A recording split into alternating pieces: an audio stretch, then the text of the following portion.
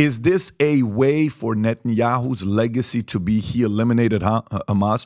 Is this his way for saying, now I got the war, I got the card, I got the, get out of jail card for me to go straight up 100,000 on the blockade of Gaza Strip, 300,000 reservists you put up there. Now we're going to go groundwork.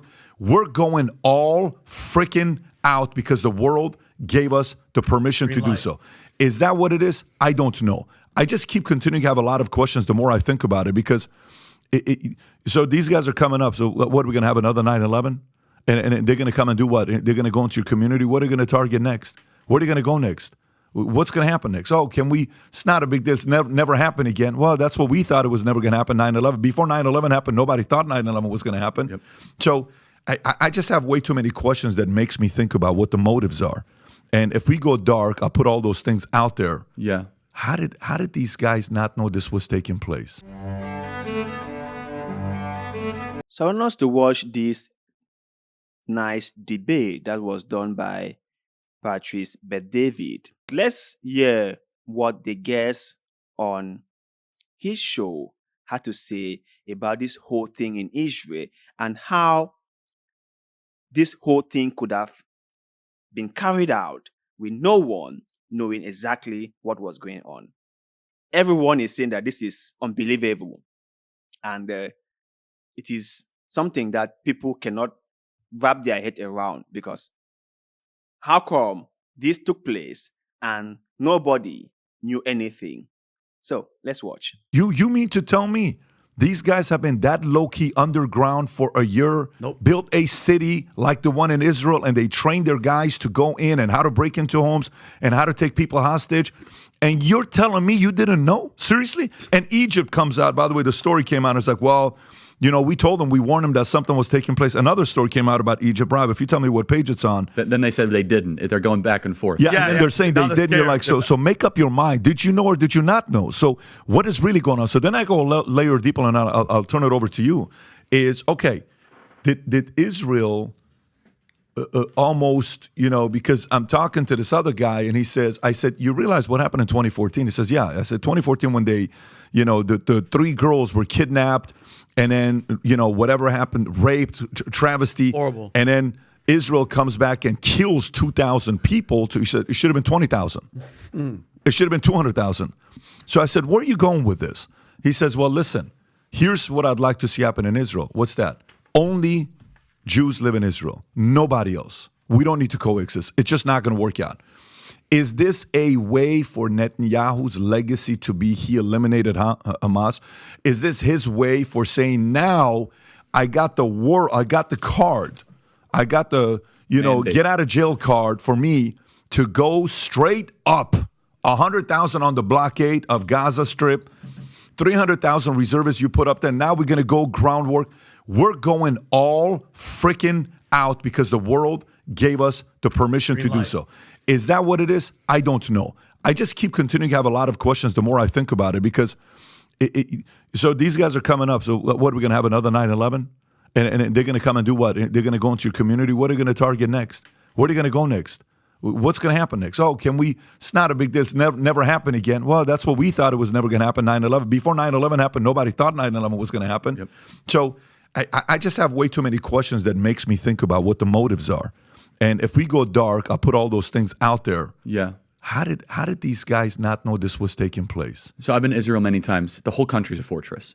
When I first heard this story, I still had the same gut instinct that I did initially. I find this very hard to believe. I've been to that Gaza border. You cannot go 10 feet without running into a 19-year-old with an AR-15 or an automatic machine gun that is an IDF soldier.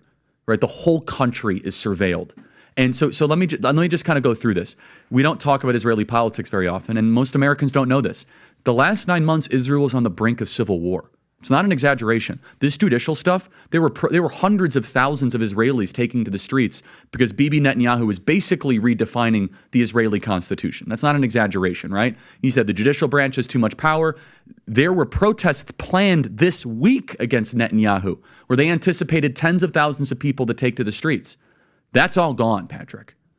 Netanyahu now has an emergency government and a mandate to lead. I'm not willing to say to go so far that saying that Netanyahu knew or there was intelligence here, but I think some questions need to be asked. Was there a stand down order? Was there a stand down order? 6 hours? I don't believe it. Israel's the size of New Jersey. When I took a helicopter ride from Jerusalem to the Gaza border, it's 45 minutes. Wow. 6 hours. They're live streaming the killing of Jews. Did somebody in the government say stand down? That is a legitimate, non-conspiracy question. The whole country is the IDF. The whole country is. Yeah. And you're trying to tell me that they're going to concerts and kibbutzes and schools and by reports, 6 hours. Let's say it's 3 hours. That's suspect.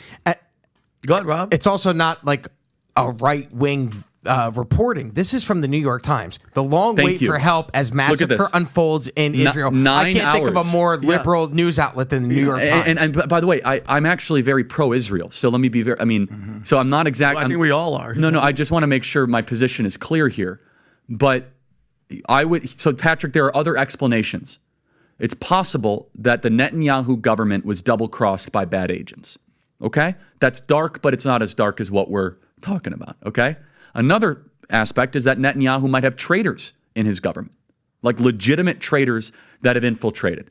I was texting with some senior people in the IDF, and they said, Charlie, I can't say too much, but let's just say the same problem you have with the left in America, we have here in Israel. So there's something to think about. Just something to think about, right? Is that maybe there's some people within those intel agencies that aren't as sympathetic. Or maybe, Patrick, maybe they might have gotten a tip, they might have gotten whispers, but no one thought it would be 1,200 Jews dead. That's a potential, right? Because here's the essence of it. The essence is this. This is the closest thing to the Holocaust that any of us have lived through. But the fact is now Bibi and the Israeli hard right government has a mandate. I got to be careful the way I say this. They're going to try to ethnically cleanse Gaza. Yep. I mean, I don't use that term lightly, okay? They're talking about basically removing 2.5 million people from there, okay? And honestly, they have a mandate to go seek justice and revenge. They do. This idea that they need to have a truce or a peace treaty, that's morally crap after you see women and children be burned alive and dragged to the streets. But there are some serious questions here, Patrick. And let me tell you, my pattern recognition over the last 5 years has become pretty sharp. COVID, Maui fires, Epstein. When I see a story and it doesn't click, our guts are usually right. Yeah, I think if you ask anyone, right, anyone, they will tell you that some questions are needed to be answered, that we are not getting the real story, and whatever they are saying doesn't really add up. And some more explanations are needed to kind of like collaborate the whole story. Because if you just tell people that this whole thing came out of the blue, people will be like, man, your story doesn't add up. If you tell people that, well, it was an intelligence failure and no one saw this coming, they'll be like, really? No one saw this coming? What have you guys been doing all along? Are you guys telling us that the Iron Dome that Israel has was just a name? The first-class security that Israel is supposed to have doesn't really exist? Or the intelligence gathering or the intelligence capability of Mossad is all but a lie? What are you guys really telling us? We need to get the story straight. What are you guys really telling us? You never saw this coming. This took a lot of planning, took a lot of research, took a lot of preparations. You guys potentially had Gaza under siege. You guys control everything that goes in and out of Gaza. And for some reason, you guys never saw this coming, right? Never saw this. For Hamas to be able to pull out something with this scale, like what they did, required a lot of preparations and planning. And what you guys are saying is that no one saw it. It was all just an intelligence failure. And you guys just expect all of us to like say, oh, okay, we believe you guys. You guys made a mistake. It was all just one big mistake.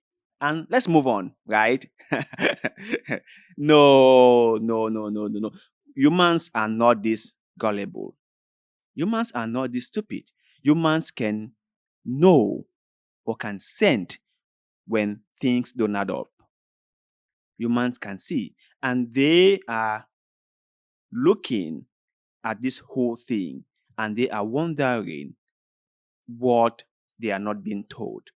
And they sympathize with people that died because remember, most of those people who lost their life are just ordinary people, are humans like us. And nobody in their right senses would love to see a fellow human being perish in such a horrible circumstance.